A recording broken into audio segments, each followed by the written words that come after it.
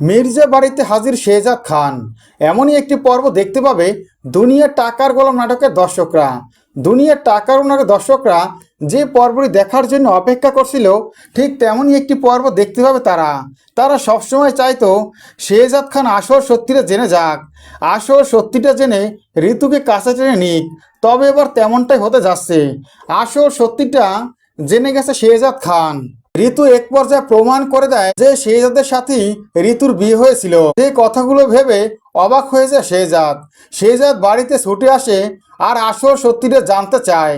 এক পর্যায়ে শেহজাদের মা আসল সত্যিটা শেহজাদকে জানিয়ে দেয় যে এটা ঋতুর সাথে শেহজাদের বিবাহ হয়েছিল 6 মাস আগে, তখন শেহজাদ স্মৃতিহারা অবস্থায় ছিল। যে কথাগুলো শুনে বিশ্বাস করতে চায় না শেহজাদ।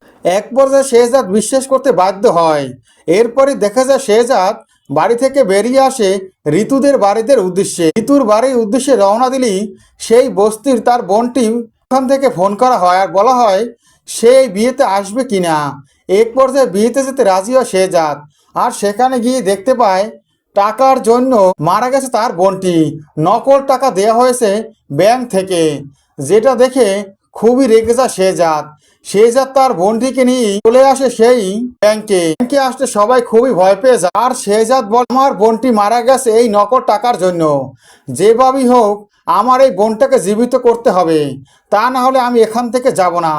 যে কথা শুনে ভয় পেয়ে যায় ব্যাংকের সবাই। এরপরে সেখান থেকে মীমাংসা শেষ করে ঋতুদের বাড়ির উদ্দেশ্যে রওনা দেয় শেহজাদ খান ঋতুদের বাড়িতে আসলে সবাই শেহজাদ থেকে অবাক হয়ে যায়। কেউ শেহজাদকে এই রূপে দেখে অবাক হয়ে যায়। শেহজাদ কাউকে চিনতে পারছে না, যেটা থেকে আরো অবাক হয় ঋতুদের বাড়ির সবাই। ঋতুর বাবা শেহজাদের কথা বলে না, ঋতু শেহজাদের দিকে তাকিয়ে থাকে। আর তখনই শেহজাদ বলে, আজ আসল সত্যিটা জেনে গেছি, তোমাকে আমি বিবাহ করেছিলাম ঠিক 6 মাস আগে, যখন আমি স্মৃতিহারা অবস্থায় ছিলাম। এ কথা শুনে খুবই খুশি হয় বৃষ্টি।